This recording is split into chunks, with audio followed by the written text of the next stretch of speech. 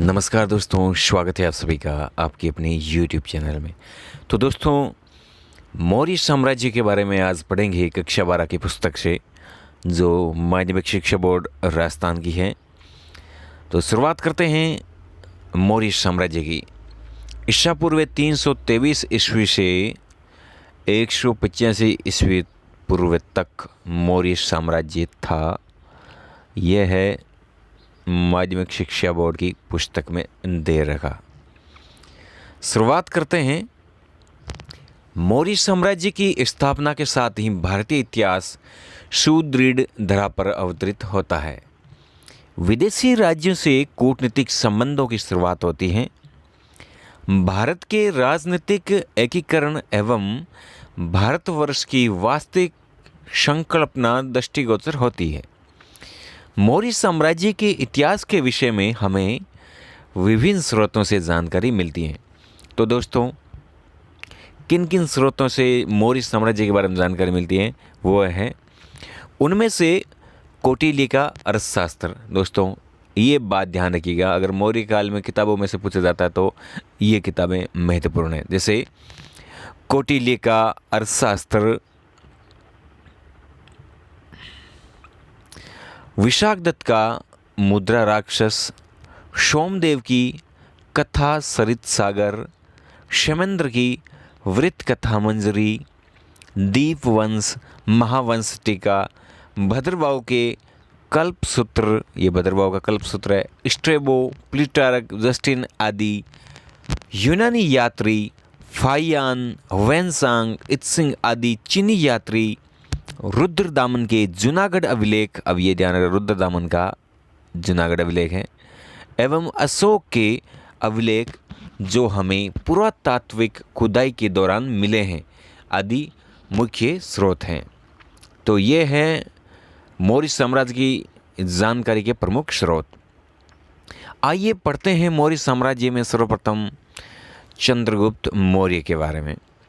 और चंद्रगुप्त मौर्य हैं 322 ईसा पूर्व से 298 ईसा पूर्व तक। चंद्रगुप्त मौर्य ने अपने गुरु विष्णुगुप्त अथवा चाणक्य, और उसी का एक और नाम है कौटिल्य। अब दोस्तों, यहाँ क्लियर हैं, कौटिल्य, चाणक्य और विष्णुगुप्त ये एक ही बंदे का नाम है, वो चाणक्य के नाम हैं। की सहायता से नंद वंश के अंतिम शासक हैं घनानंद को हराकर 322 ईस्वी पूर्व मौर्य साम्राज्य की स्थापना की।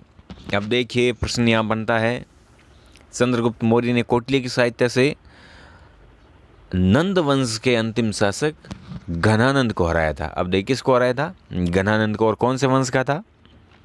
नंद वंश का।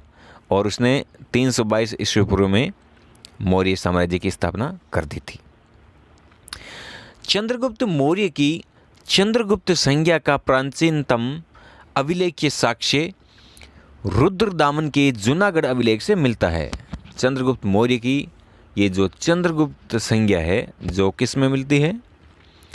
रुद्रदामन के जूनागढ़ अभिलेख में मिलती है। मगध के राज सिंहासन पर बैठकर चंद्रगुप्त ने एक ऐसे साम्राज्य की नींव डाली जो संपूर्ण भारत में फैला था। और चंद्रगुप्त के विषय में प्लूटार्क कहता है कि चंद्रगुप्त ने 6 लाख की सेना लेकर संपूर्ण भारत पर अधिकार कर लिया। दोस्तों, यहाँ बहुत ही अच्छी लाइन लिखी है प्लूटार्क ने कि चंद्रगुप्त ने 6 लाख की सेना लेकर संपूर्ण भारत पर अधिकार कर लिया था। ये लिखने वाले कौन हैं? प्लूटार्क। इस बात को आप ध्यान में रखिएगा। चलिए आगे बढ़ते हैं। चंद्रगुप्त मौर्य ने उत्तरी पश्चिमी भारत को सिकंदर के उत्तराधिकारियों से मुक्त कर, नंद वंश का उन्मूलन कर, शैलुकस को पराजित कर, संधि के लिए विवश करके जिस साम्राज्य की स्थापना की, उसकी सीमाएं उत्तर पश्चिम में ईरान की सीमा से लेकर दक्षिण में वर्तमान उत्तरी कर्नाटक एवं पूर्व में मगध से लेकर पश्चिम में सौराष्ट्र तक फैली हुई थी। तो चंद्रगुप्त मौर्य का इतना लंबा चौड़ा साम्राज्य फैला हुआ था। 305 ईसा पूर्व में मैसिडोनिया के शासक सेल्यूकस एवं चंद्रगुप्त के मध्य युद्ध हुआ। दोस्तों ये युद्ध महत्वपूर्ण है। कब? 305 ईसा पूर्व में मैसिडोनिया का शासक था, देखिए इस पुस्तक में दे रखा है, मैसिडोनिया का शासक सेल्यूकस और चंद्रगुप्त के मध्य एक युद्ध होता है जिसमें सेल्यूकस पराजित हुआ। दोनों के बीच संपन्न हुई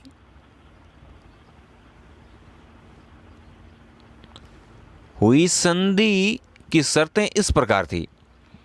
अब देखिए चंद्रगुप्त मौर्य और सेल्यूकस के मध्य एक युद्ध होता है 305 ईसा पूर्व में, और जिसमें कुछ शर्तें थी, उनमें संधि हो जाती है। और उनकी संधि की शर्तें क्या थी?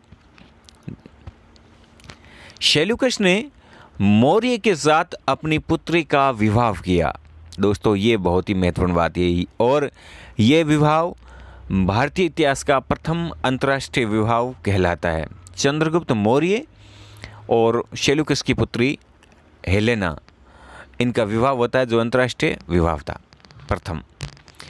और दहेज के रूप में एरिया, अराकोशिया, जेड्रोसिया एवं पेरीपेमिस डाई के क्षेत्र चंद्रगुप्त को दिए। अब देखिए सेल्यूकस ने तो शर्तें इस प्रकार रखी, अपनी पुत्री का विवाह चंद्रगुप्त मौर्य के साथ करना, और फिर ये क्षेत्र हैं एरिया, अराकोशिया, जेड्रोसिया और पेरीपेमिस डाई क्षेत्र है जो चंद्रगुप्त को दे दिया।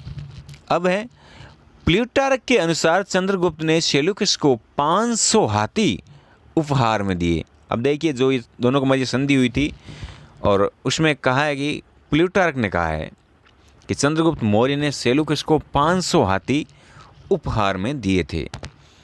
सेल्यूकस ने अपने एक राजदूत, दोस्तों ये बहुत ही महत्वपूर्ण है, सेल्यूकस ने अपना एक राजदूत, कौन था? मेगस्थनीज को चंद्रगुप्त के दरबार में भेजा।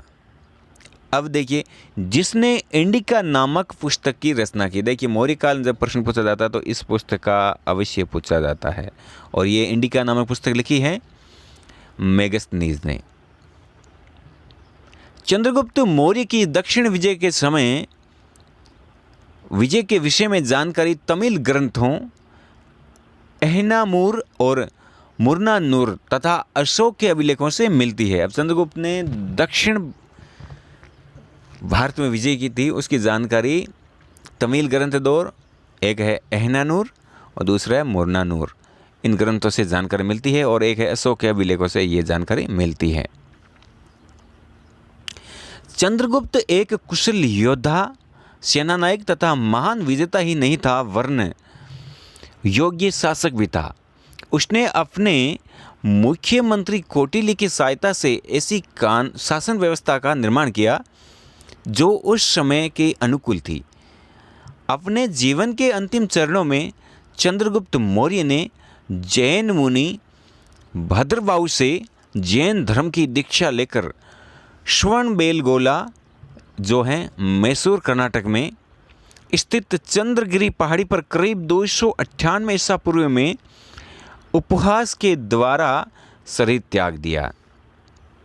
अब देखिए चंद्रगुप्त मौर्य बहुत ही महानतम शासक था।